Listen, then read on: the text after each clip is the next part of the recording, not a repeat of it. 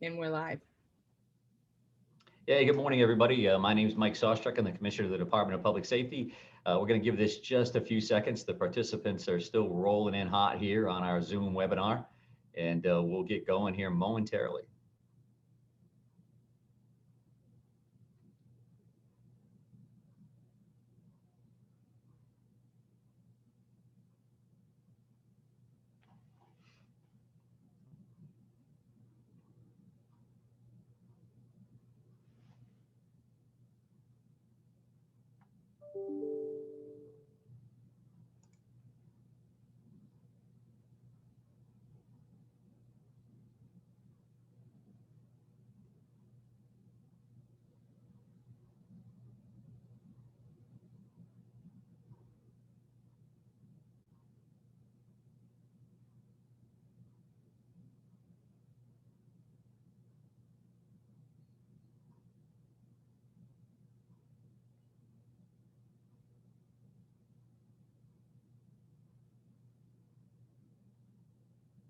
All right. Well, out of respect for your Friday and your time, certainly appreciate you joining us today. This is very exciting. This is a topic that's near and dear to certainly all of our hearts. The panelists are excited and ready to go. We only have an hour. It's a pretty heavy topic. Any one of us, I think, could talk all day about co-responder models. It's that close to our heart. But a little bit more about what you're going to hear today. We do have three primary panelists. I will be doing a little MC work along the way, and we will have an opportunity for some questions and answers. At this point in your lives, we know you're Zoom experts, so you know that you can enter some questions in the Q&A portion of this. You can certainly chime in on the chat. I think something that's pretty exciting from my perspective is that we're guaranteeing that all of your questions will in fact be answered. As we catalog those questions along the way, we'll provide some written answers and then put that on the site. It'll probably take us a week or so in order to do that. But if we don't get an opportunity in this hour to answer your question directly, you'll certainly see that in the same exact link location that is in your invitation. So that Zoom link Lorena has already sent you. You can go there. This is currently being recorded as well. So all that information will be right there at your fingertips. Certainly want to thank the Director of Opioid Response, Gordon Smith. Roland's on here. Roland's a true champion of this cause. And Lorena, you're communicating with Lorena on a regular basis.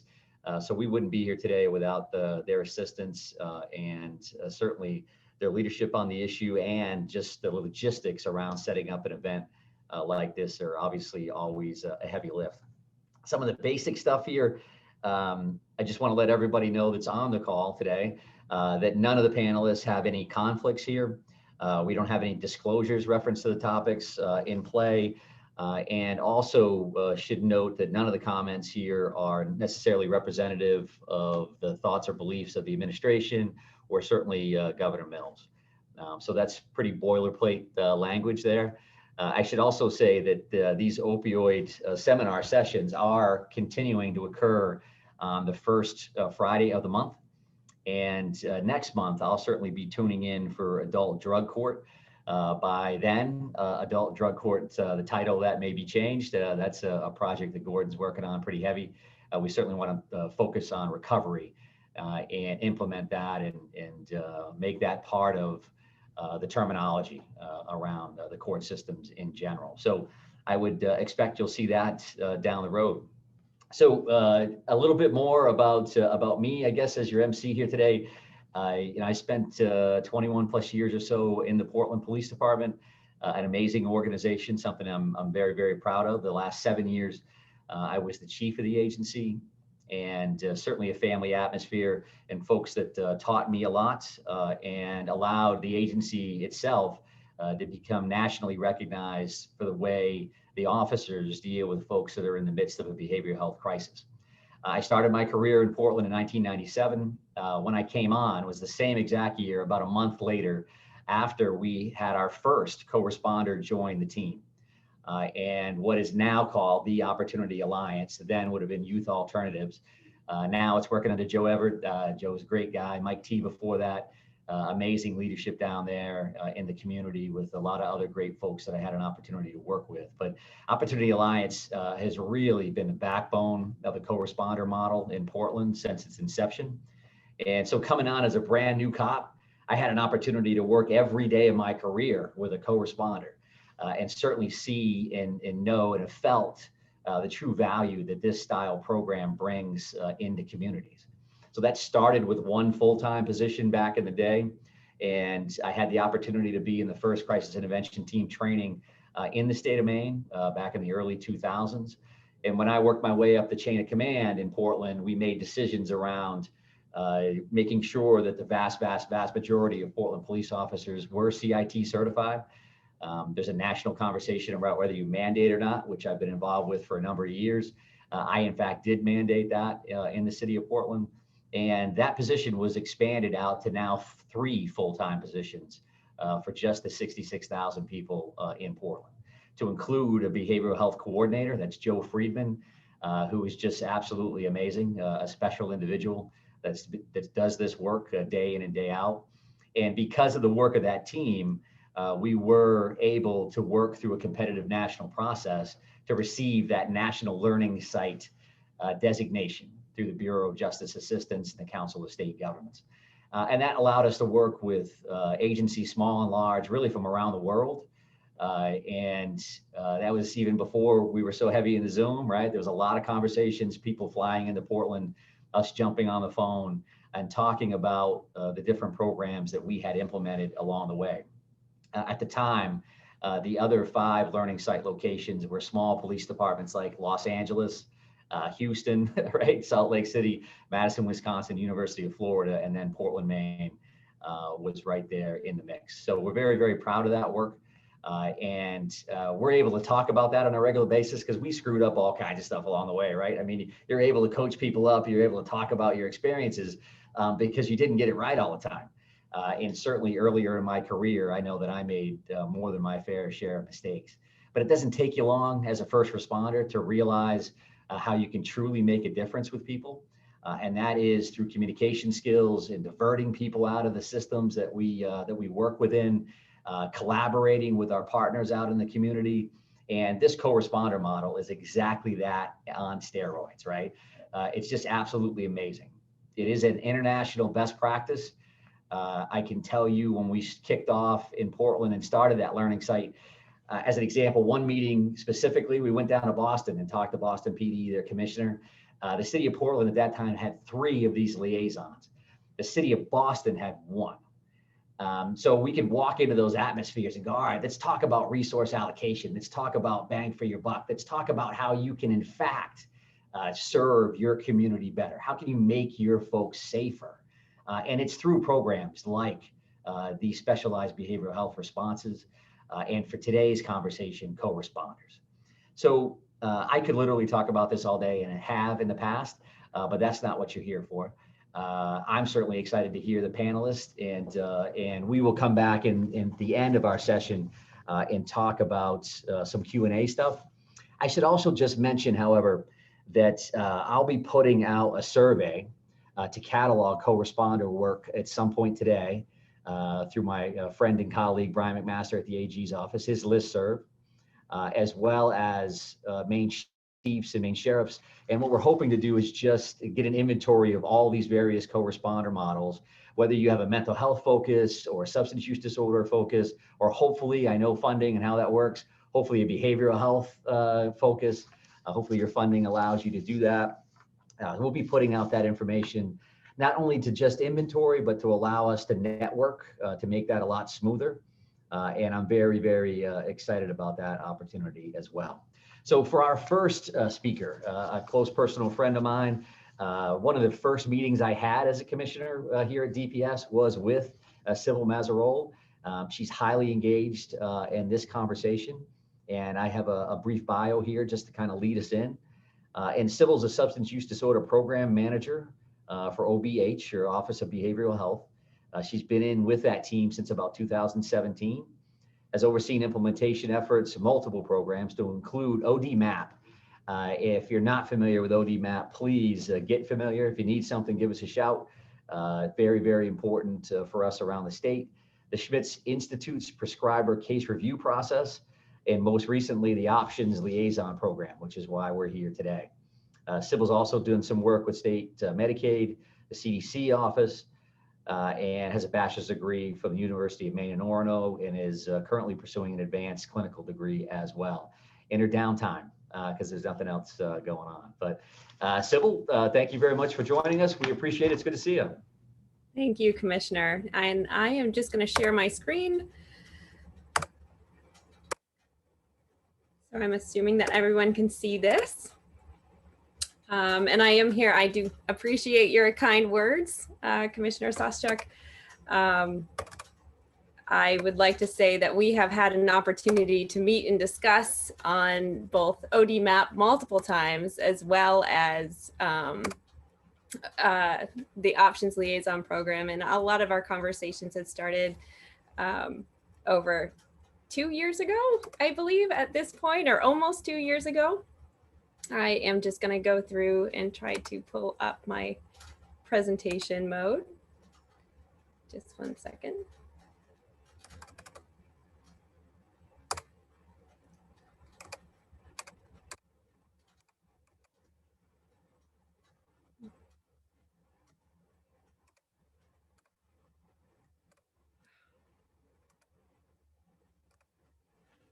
Sorry, just 1 second. I'm having a little bit of a difficult time sharing my presentation in the presentation mode. So I'll just walk through it anyway. So Options, I believe some of you have been on or were on last month for the conversation, the last Opioid Summit conversation. And so I'm assuming that Roland did have an opportunity to explain to you what Options was, but essentially the acronym stands for Overdose Prevention through Intensive Outreach, Naloxone, and Safety. And essentially what that is an SUD clinical co-responder or liaison that's embedded within a first responder agency based upon that Portland PD model that Commissioner Sauschuck had just spoken about. And they are expected to partner with a community-based recovery support partner or partners. We know that the landscape for recovery services looks different within each county. So identifying who their partners are and really working with them for post-overdose response is a vital part of this program. And then we have the public messaging campaign that Roland did walk through last month. And I will talk about that as well, recognizing that a lot of our Options Liaisons emails are now posted on that website. So some of the data that we see coming in over the last few years are a little bit disconcerting, and it can, make us feel a little bit negative about the state of opioid use and the impacts of that on the state of Maine. But I wanted to pull this out just to say to you guys that we have an opportunity to be very optimistic. One, we have Gordon Smith, who has worked tirelessly to get more substance use data out into the communities via working with the Attorney General's office, folks from the Office of Behavioral Health, Maine CDC, and then outside of just the DHHS group as well, working with DPS as well. So he's been very vocal about having a lot of transparency around what is happening in the state. So now we have an opportunity to post a lot of the information that we have on mainedrugdata.com, as well as we are seeing monthly overdose reports coming out of the Attorney General's office. Our partners over at MaineCare have implemented Medicaid expansion. This is something that we hadn't had in previous years until 2019. And what they've been able to do with Medicaid expansion, they've had over 10,000 people access opioid use disorder treatment, 4,000 more, or more than 4,000 on top of that for other SUD treatment modules. So we're very excited that they have done this work, because it means that we, as our office, has an opportunity to focus more on some of these innovative programs like the Options Liaisons. We've coordinated closely with our allies over at Maine CDC. They have been able to cover about 10 counties at this point with syringe service programs. This has grown immensely in the last couple years, and they have a few more that are coming on. So we're very proud of the work that they've done, and it feeds into a lot of what we're doing with the Options Liaisons. We are providing technical assistance to emergency departments around rapid induction. So, access to MAT within your ED. We have 23 providing that service now out of the 33 emergency departments in our state, and 2 more that are planning on implementing in the next few months. Our little section, our division of substance use disorders at OBH, we have implemented MAT in the county jails in 10 counties with 2 more coming on.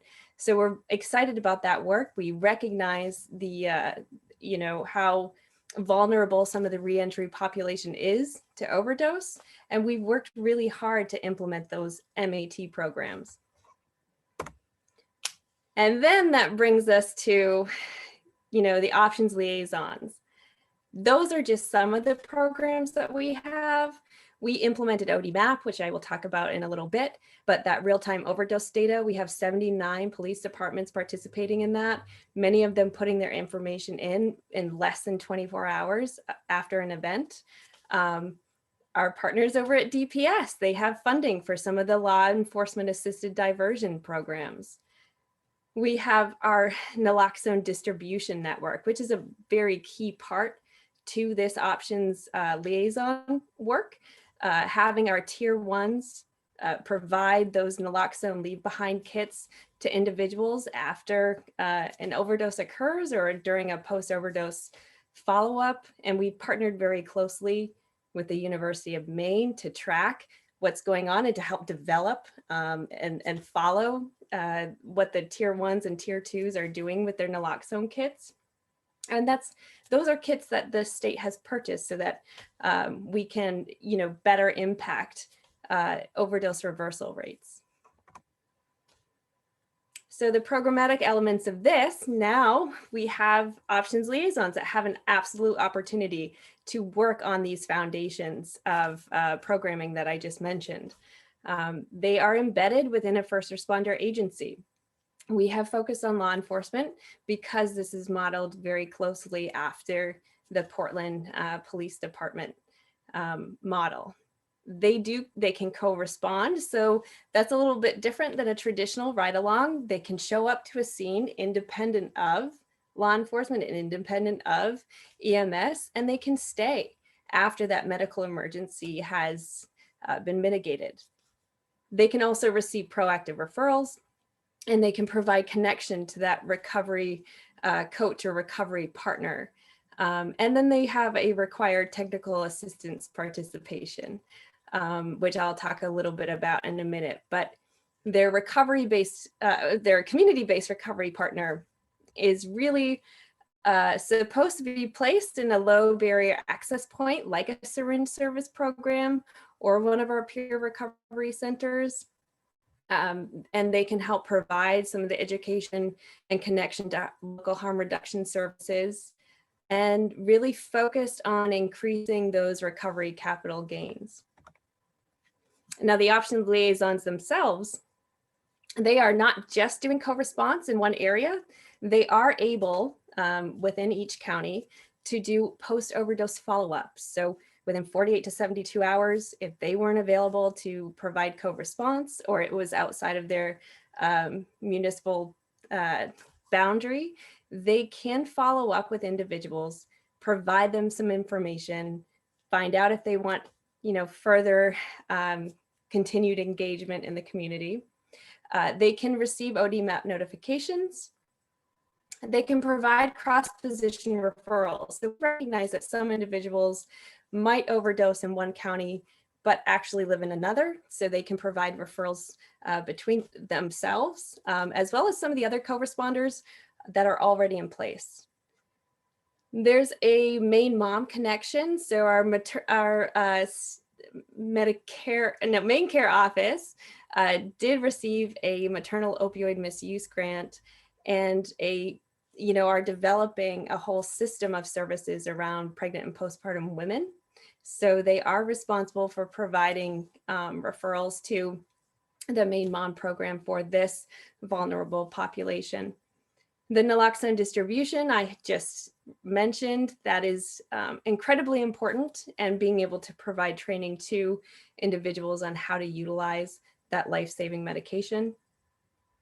They are responsible to provide some community anti-stigma education, and that is and can be and should be in partnership with some of their recovery support partners, but really addressing things like compassion fatigue and the importance of harm reduction and how to administer naloxone, etc.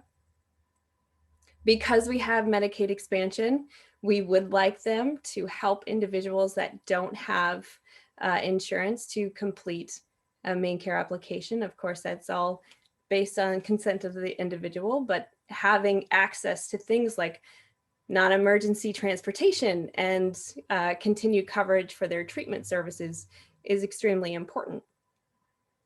They are responsible for providing connection to an FQHC or other provider for HIV and HEP testing and other harm reduction supports. And it's going to look different in every single county, again, just because the landscape is a little bit different. What we did end up doing is partnered with our crisis intervention providers, just due to the fact that they have a lot of relationship with law enforcement on the ground anyway in the counties that they cover. So for Aroostook, Washington, and Hancock, we partnered with AMHC, and they then partnered with Caribou PD and the Washington Sheriff's Office, and they're still working through determining their linkage in Hancock. For Penobscot and Piscataquis, we partnered with CH&CS, which then in turn partnered with their sheriff's offices.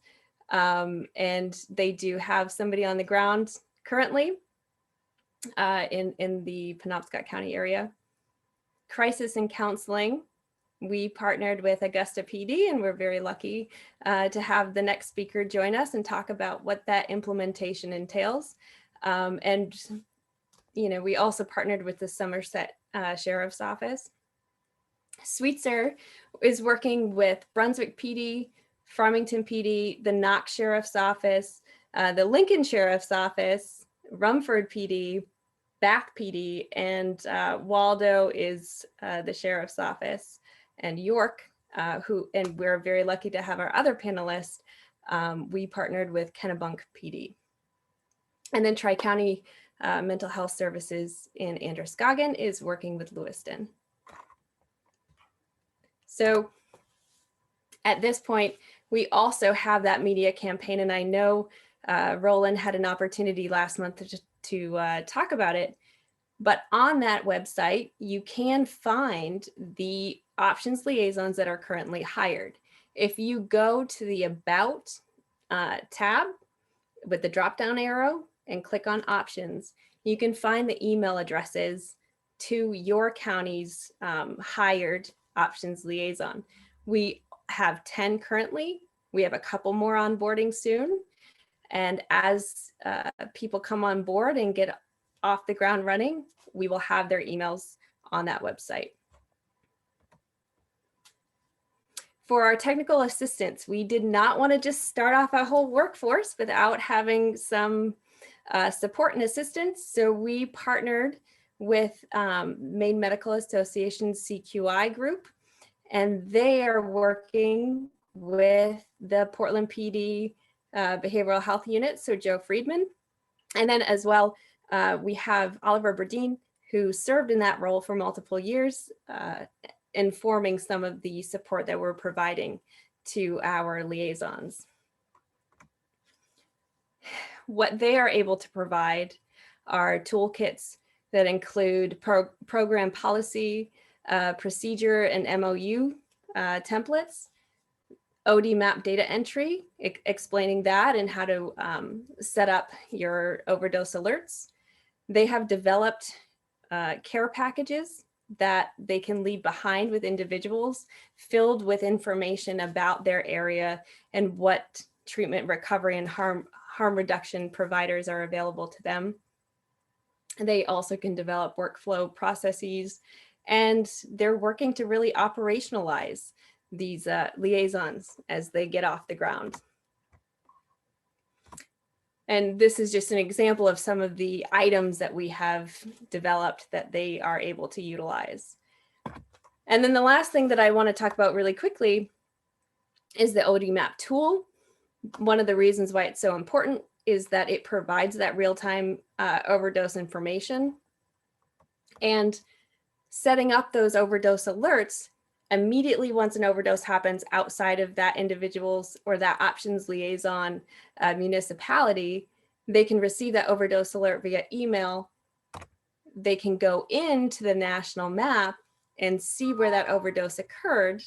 But it also, apart from that overdose alert triggering a post-overdose response, they can also see where overdoses are occurring most frequently in their counties that they oversee, and then they can better target or more proactively target these regions to provide information about the services that they can offer.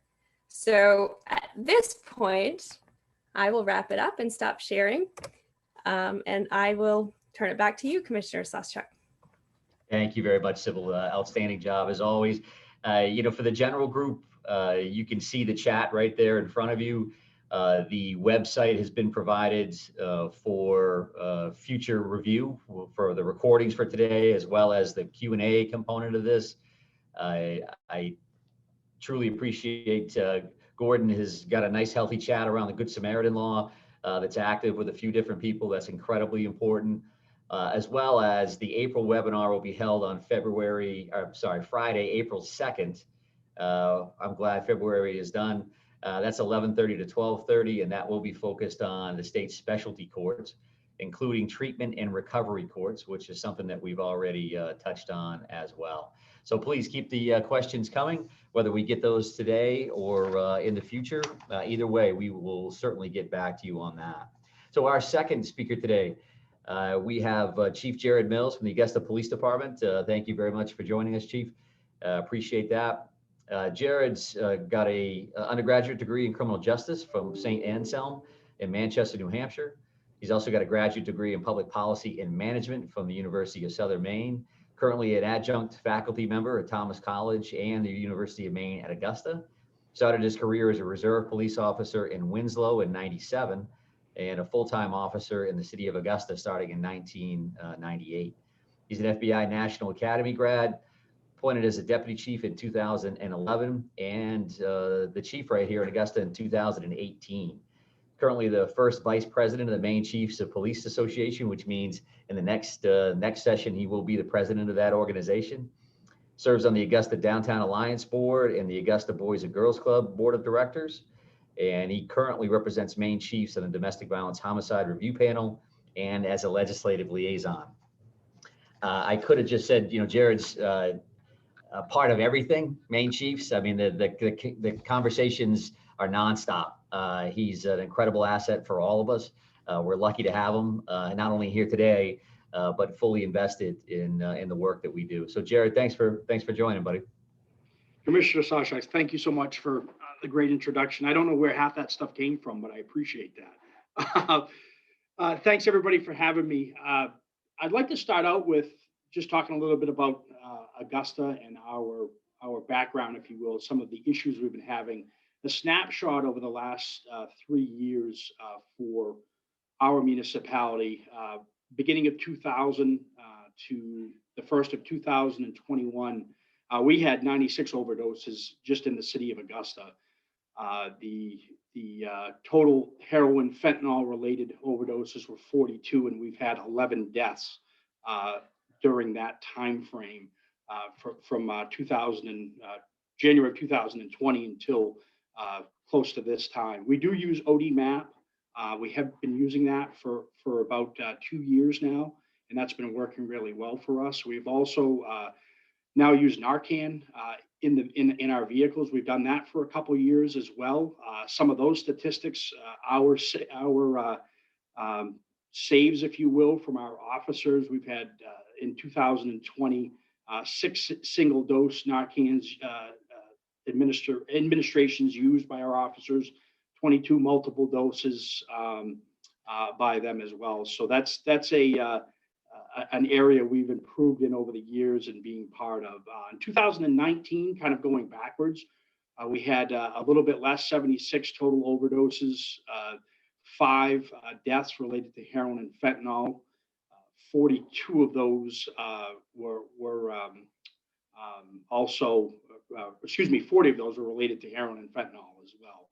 So still used the Narcan at that time, had about 12 single administrations at that time, and 20 multiple uses. So, and then in 2018 was actually our worst year going back, and that's the last one I'll talk about. We had 98 overdose calls that year.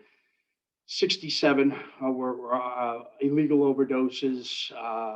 63 were heroin and fentanyl. We had 4 deaths that year. So obviously the City of Augusta, a little bit of background, is only 18,500 residents, close to 19,000. We are, I think, almost 10th in the size of municipalities here in the state of Maine. So we're not huge, but we're a service center community. Our population usually doubles in the daytime. We also are the state capital, so that adds a level of folks in and out of the city as well. So if you look at us, kind of going back as well, the issue started for us in 2012 is really when things hit home.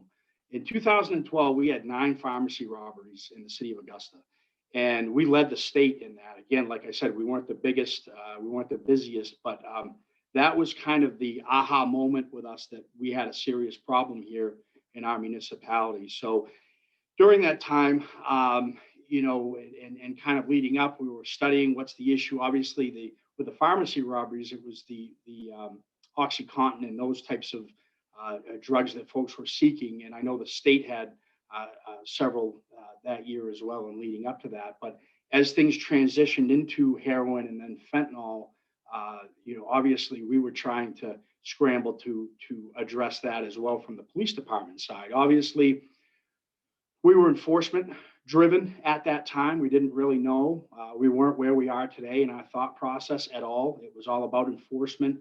But then we started to realize that we weren't going to solve the problems that way by just locking everybody up. So we kind of moved into that. Okay, we've got to get into the education and treatment realms as well. We did very well with education. We started a DARE program in all of our schools. We partnered with the Healthy Communities of the capital area, doing a lot of different things within the community as far as education goes. But we always ran into a brick wall with treatment. We were never really ever able to successfully get things off the ground. Obviously, as everybody knows, lack of funding for those uninsured, lack of treatment programs in the area. There really wasn't anything. We had our stakeholders at the table, Maine General, Crisis and Counseling, Kennebec Behavioral Health, all the folks that wanted to do great things. We just didn't have a place to go. We didn't have, in the treatment realm, there was no organization with that. I wrote grants. I wrote one grant that I thought we would be very successful on. I had a lot of help from a lot of people a lot smarter than I am. And at the end of the day, the problem was so great in other areas, we just didn't qualify. So we looked heavily at I don't know if folks remember, and its program going on to a certain extent today, but the Angels program out of Gloucester, Massachusetts, we tried to replicate something like that in the city of Augusta. We had a district attorney on board. For those of you not familiar, that's a program where folks are struggling from substance abuse and they want help. They can come into the police department, even if they have drugs on them. We won't charge them, and we'll work to get them the treatment. But again, we were running into these issues where, where are we going to send folks? Where is the treatment program? So that's kind of those we're up to like 2015 type time frame, if you will. And I was kind of getting frustrated at the time. I was the deputy chief, and I was really getting frustrated. I was sitting around these tables, and I'm looking at it, and we're talking about we wised up at this point. We're looking at this as a medical issue, and not a criminal issue. And I'm sitting there going, I have all these stakeholders around the table, and everybody's looking to the police department to solve this problem. Or not solve this problem, but spearhead. The police need to write the grants. The police need to do all this. And I'm thinking, where is everything else in this mix? So that's when I personally started to change my thought process, if you will. It's looked at, and it was about that same time in 2017 that the Waterville Police Department started a great program there that many of you are all aware of, the Operation Hope. And that took some grant writing and a lot of great work by those folks there. And it kind of went against the grain of what my thought process was at that time. So obviously, in my municipality, I was being asked, geez, Chief, or Deputy Chief and the Chief Gregoire at the time, how come you guys aren't doing this in Augusta? And one of the big components of the program in Waterville was fundraising, spearheaded by the police department. Perfectly okay, but to do for this entity. But I was of the mindset, my former chief was of the mindset that police officers really shouldn't be in the fundraising business. We really shouldn't be out asking people for money in fear that there might be something expected later on. So we always kind of resisted that fundraising piece, which was a huge part of it. But at the time, city councilors were asking me, Chief, what are you doing? We were kind of trying to put it back on our community members as well. Asking them to take charge of getting us the money. If you can get the money, we can start a program. And it was always a struggle, as everybody knows around the state. We've always struggled with that. So along the lines at that time as well, we've always been blessed and fortunate for about 22 years to have an intensive case manager out of Sybil's office, the Office of Behavioral Health. His name's Greg Smith. And we actually started out with 3 in the late 90s, early 2000s. And we've scaled it back to 1, obviously due to many issues. But we've been ahead of the curve in the state, if you will, with this mental health worker. And he only deals strictly with mental health issues and concerns. There's really no cross training for him on the substance abuse side. So we've been very successful in solving a lot of the problems that we've had and getting folks the help that they need in the city of Augusta with this person. And, it was about that time, 2018, 2019, I kind of looked at it like, why can't we replicate something, like that, like our mental health program in the city of Augusta? We did some work with a gentleman by the name of Darren Ripley out of the Augusta Alliance for Recovery and Addiction downtown. We actually tried to replicate what we're doing now, but funding ran out for that as well. It was kind of hodgepodge. There wasn't a lot of consistency and that type of thing. So it wasn't until Governor Mills and her administration that changed. I met with Commissioner Sauschuck. I call him Mike when nobody's around. So Mike came to me and he said, we've got this program that we're looking at, and turns out to be the options program. He said, we want to bring it statewide, but we're looking for places that have issues to kind of look at this, bring it along and pilot it, if you will. And I said, geez, you stole my idea. I said, I've been doing this. I've been thinking about this for 2 years. He said, no, I've been doing it in Portland for about 10 years now, but that's okay. It all worked out in the end, which was excellent because this is exactly what the city of Augusta was looking for, was this options program. Having this person who, will start to transition into Y options that is provided to us. There is no cost to our municipality. Exactly that. It's a trusted program. That's the other part to some of these things. I've been, again, close to 10 years looking at different programs, and I have these private companies saying we can provide this and we can do that. You're always very skeptical if it's not a trusted program. You don't want to get folks into something that you're putting your name on as a governmental agency, and it turns out to not be very well. So we know this is a trusted program. It's funded by the state. It alleviates, as was mentioned before, the burden on the officers. We can respond. There's a co-occurring component to that. We can stabilize a situation, and then we can basically, leave, and it frees up the officers to do what they're there for, is the enforcement of the law. So, it took a shift, obviously, mindset shift in our department, that these lower level types of folks that have suffer from substance abuse, we're not treating that as a crime. We're treating that like we do with the mental health component. We stabilize that issue first, and the criminal side is secondary to that. So that's that whole mind shift, that I've got a great staff that have that buy-in, and kind of that thought process. So this has come at a great time, as far as that goes for our department. And as far as, I guess I'll close with implementation, and how what it looked like to implement a program like this. I call it easy lifting. It wasn't difficult at all. They included us in the hiring process, as Sybil had mentioned.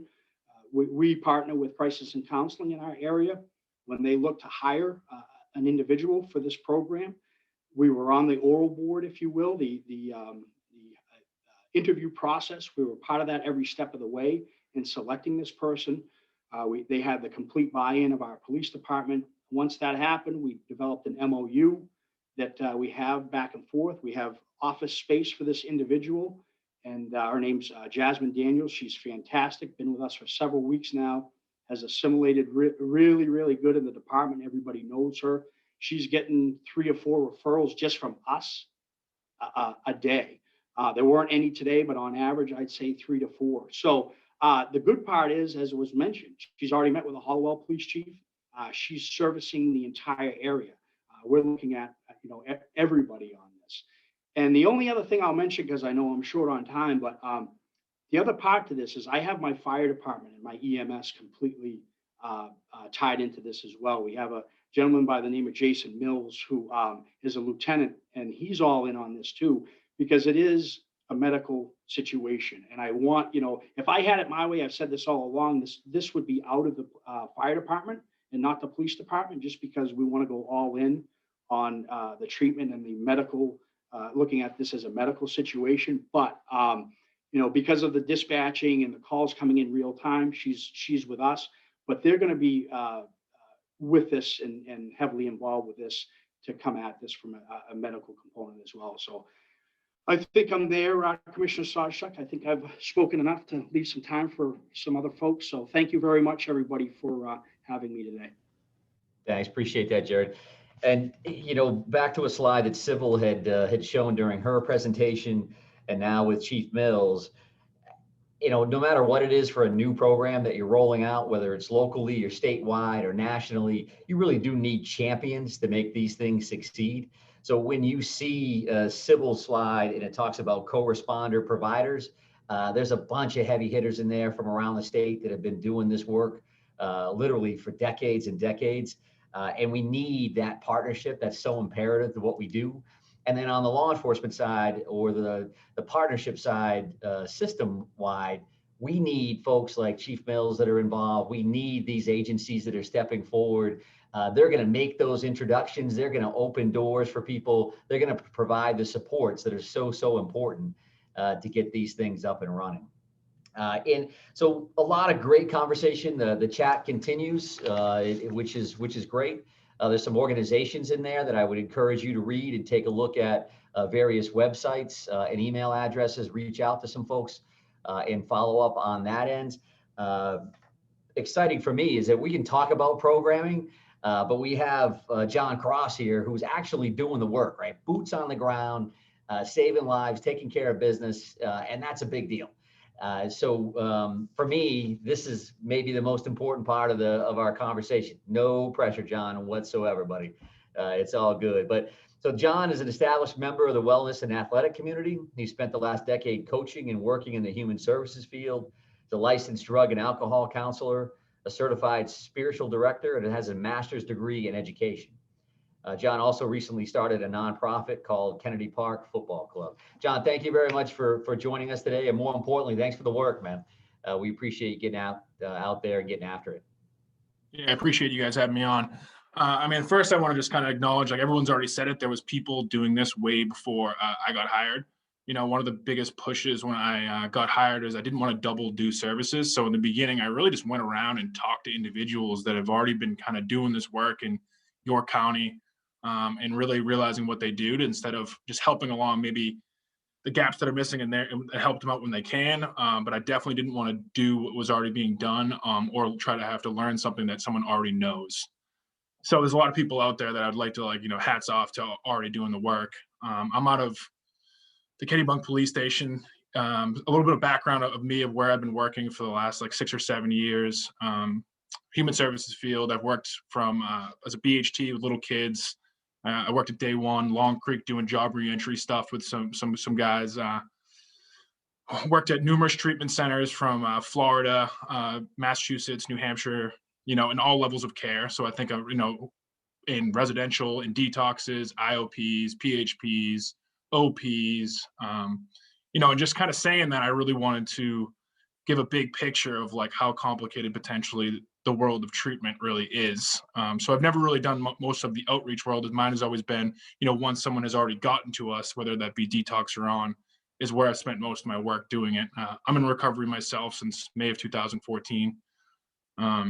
You know, and I think, you know, learning what I've learned over the years and all these different places that I've worked is that it's complicated to figure out where to go, what's what insurances go, what's a good fit for you, and like I said, the options. But like, you know, how do I actually access the options and how do I actually move forward with them is a complicated kind of beast. So the outreach work for me has been really interesting, a learning process, but also like I found myself, I've already knew the knowledge of where they needed to go. So when I've met individuals in the area, I've actually been able to get some people into treatment, which has been nice. You know, I'm out of Kennebunk Police Station. You know, Chief McKenzie's been fantastic to me. He's, you know, open arms with, you know, showing me around the station, introducing me to the officers, the detectives, showing me where shift change is.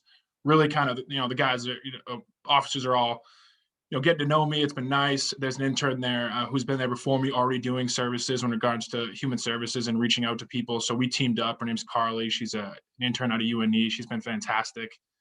We most recently got somebody into detox together due to a referral from an officer out of Kennebunk. So we're already kind of establishing that relationship, because, you know, I respect what they do, and officers have a tough job. They're out there and really interacting with the community right away when someone calls.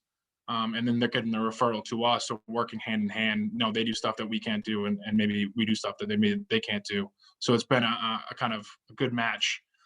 So I definitely want to give, like, you know, props to the Kennebunk Police Station right away for making me feel at home. I have a desk there, but I'm all over York County. So I've worked with, you know, I've driven down and met some other stations and some other chiefs and other different places. I got a referral through in-house through Suites of Themselves, and we got a young woman into sober living. Did a follow-up. She's already happy, you know, content. I think she ended up going through Project Hope as well. So once again, not redoing the services as well. So kind of using what is already available. And then obviously another one that's been a really big, you know, helping hand is Detective Smalls out of Sanford. You know, met him right away. He showed me around Sanford. He showed me kind of how things work, invited me into the station, introduced me to everybody. We text every morning, call every single morning pretty much now since we've met. Kind of gives me, you know, clues me in with what's going on. Me and him had dropped somebody off at detox together, and he got a referral from an officer which referred to him, which then he referred to me, and we kind of corresponded to this individual, and we've done follow-up. So he's been great. I continue to want to work with him. Me and, like I said, boots on the ground. Literally, he texted me one day and said, you know, bring your boots. We're meeting people in the community, and I've met a lot of individuals that said no, but everybody that's worked in this field knows that they don't want treatment. Like when I meant no, but anybody that works in the field knows that it's a numbers game. You know, it's, you go out there and you get a lot of no's, and then you might get the one yes, and the whole day's worth it, right? You might get a 4 or 5 days of no, I don't want anything, but, you know, I'll take your card.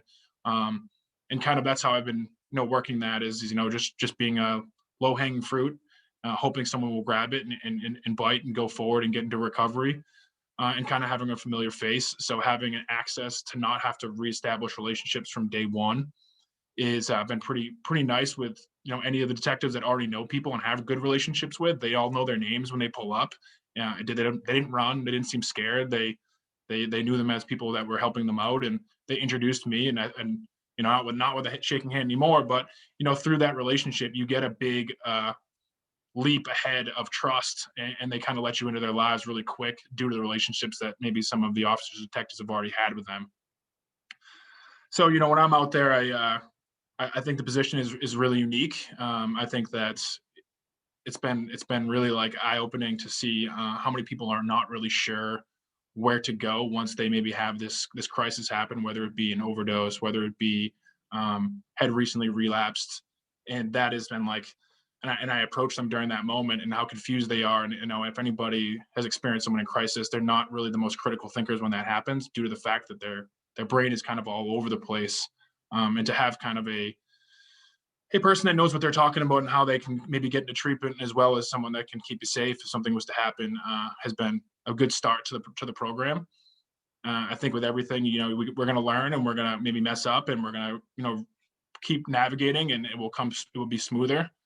I know my coworkers have also had good experiences with the stations they're in, and really getting acquainted with them.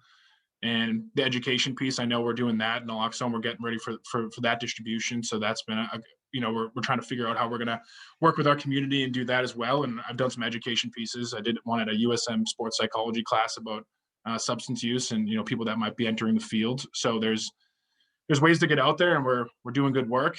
I know I want to leave some time for questions, so I don't want to eat up your time too much, but I want to give you kind of an overview of what I'm doing, what I'm seeing, and trying to help people out. So I appreciate you guys having me on. I want to give some time for the questions at the end, if that's all right.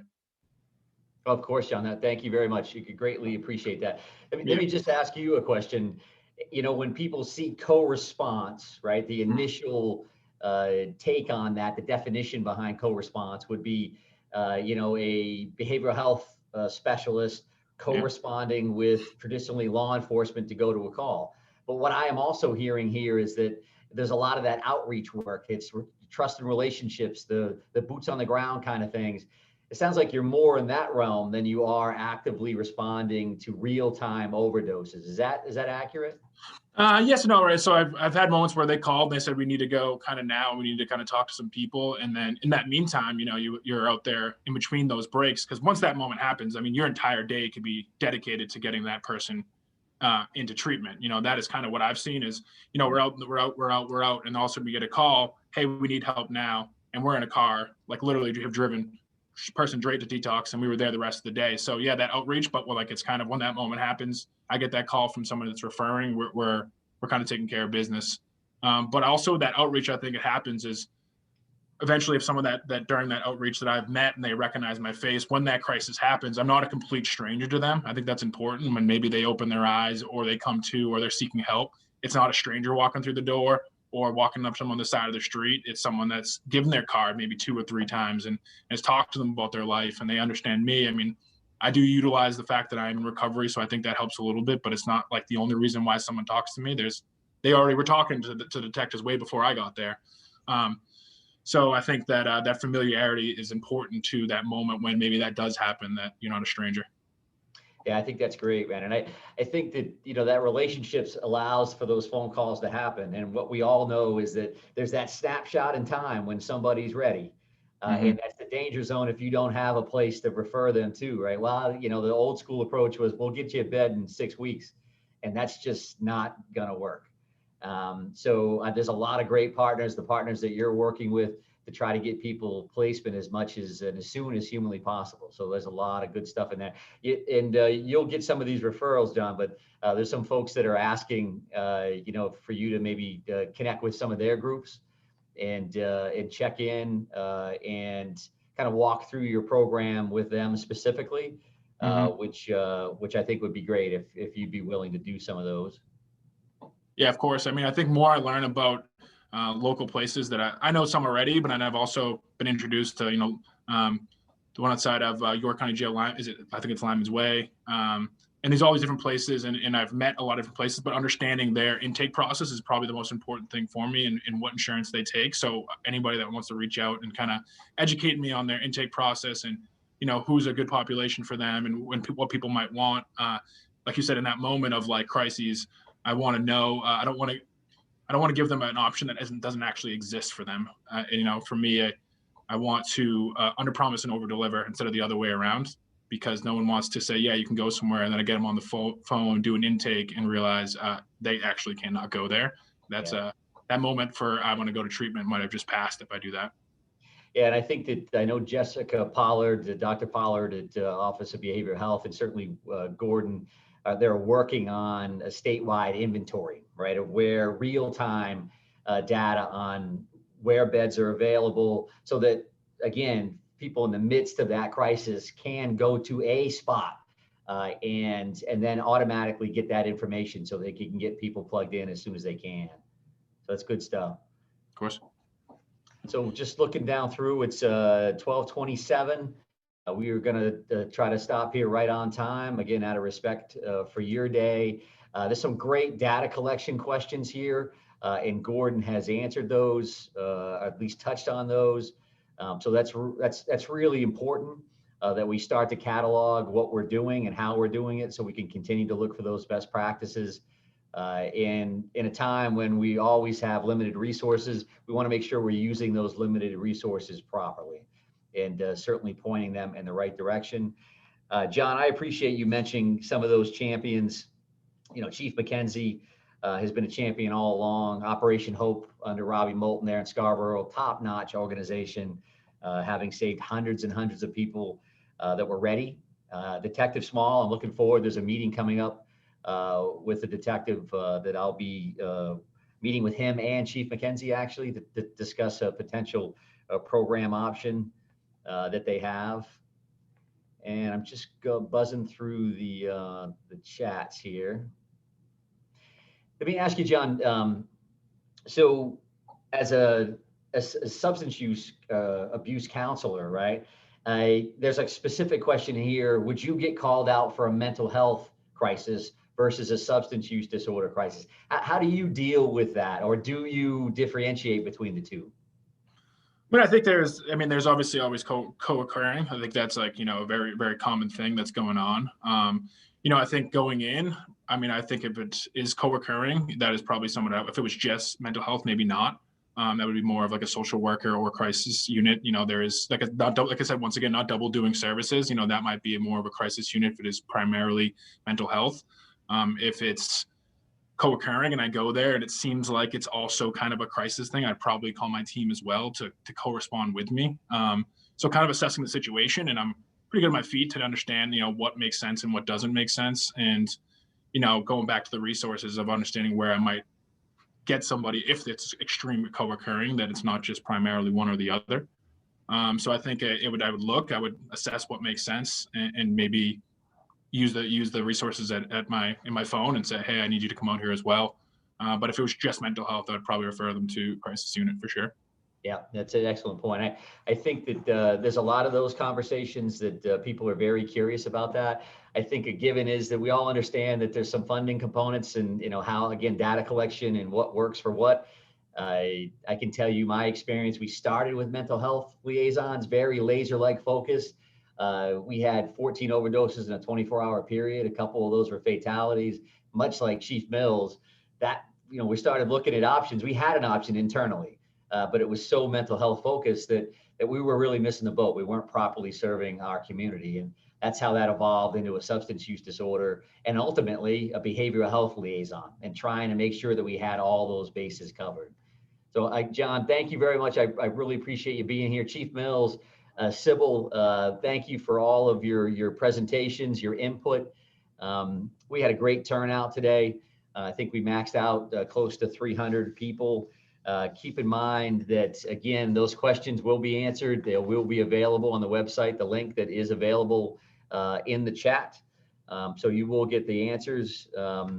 Please keep your eyes open for the survey that I'll put out today. And we'd like, again, to catalog where all these programs exist.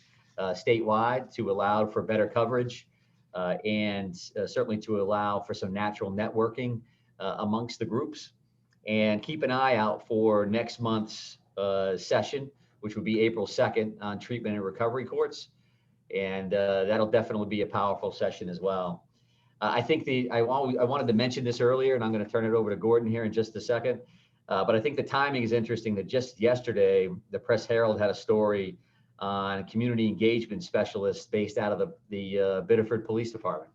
That's an employee of Spurwink, Jake Hammer, and has been doing the work since December as well. So the timing is great to have this conversation today. Gordon, how are you, sir? Well, thank you. And I didn't wish to appear this morning, but I wanted to mention I did try to keep up with the questions and answers in either the chat room or the question and answer room, but it's probably only I could accomplish. I erased one question that that I had not answered by mistake, and I can't remember what the question was. So we'll keep this open for just a minute. There weren't that many questions, so if you asked a question and you don't see the answer there, if you'd be good enough to put it back in, I apologize for that. And other than that, I just want to thank all the panelists. This is a really important program and probably, I think, our best chance to keep people alive and drive down some of these horrific overdose fatality numbers by reaching out to people and letting them know that we care about them and we want them to stay safe.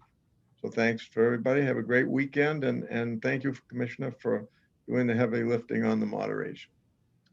Well said, sir. Thank you. It's an honor to be here. We really appreciate everybody's input, and we'll see you along the way. We appreciate the partnership. Try to have a good weekend now. Take care.